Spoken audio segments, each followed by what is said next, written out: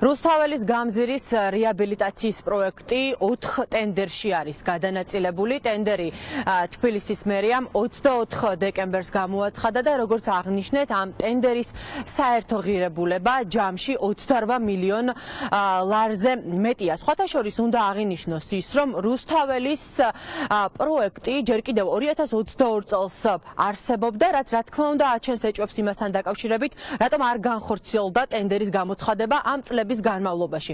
ოპოზიციაში ფიქრობენ, რომ ტენდერის გამოცხადება ახლა 2025 წელს, მაშინ როდესაც რუსთაველის გამზირი არის პროტესტის მთავარი ეპიცენტრი, სწორედ ქართული ოცნებისგან უკავშირდება ამ პროტესტის ჩახშობის მცდელობას.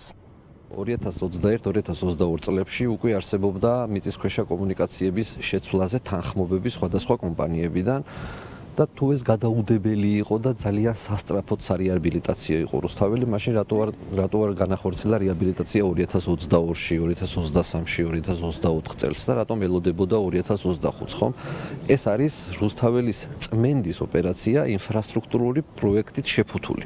ამის მაგალითები ჩვენ გვაქვს, როდესაც ყვავილები ის ქოთნები გააკეთა რუსთაველზე და ჩაკეტა კალაძემ, ასევე ამის მაგალითი გვაქვს კანცელარიასთან ლაზარეს გათავისუფლების აქციის წინ, რომ სკვერის გაკეთება დაიწყეს და ეს იმ სკვერის ხარჯები სხვათა შორის სახელმწიფო საიდუმლოებაა. რა თქმა უნდა, ეს პირდაპირ კავშირშია იმ აქციებთან, რომელიც ყოველდღიურ რეჟიმში მიმდინარეობს რუსთაველზე, მათ ვერ დაგშალეს წყლის ჭავლის მანქანებით და უნდათ ეხლა რომ ტრაქტორებით დაგშალონ, რაც რა თქმა უნდა არ გამოუვათ. შესაბამისად მოხდება რუსთაველის გამზირის რეაბილიტაცია, ოღონდ მას შემდეგ რაც მოხდება ქვეყნის რეაბილიტაცია რუსი ოლიგარქი ივანიშვილისგან და მისი რუსული მთავრობისგან.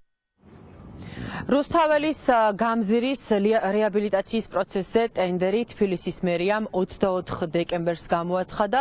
14 იანვარს კი ჩვენთვის გახდება ცნობილი იმ კომპანიების ვინაობა, რომლებიც სარეაბილიტაციო სამუშაოებს დაიწყებენ.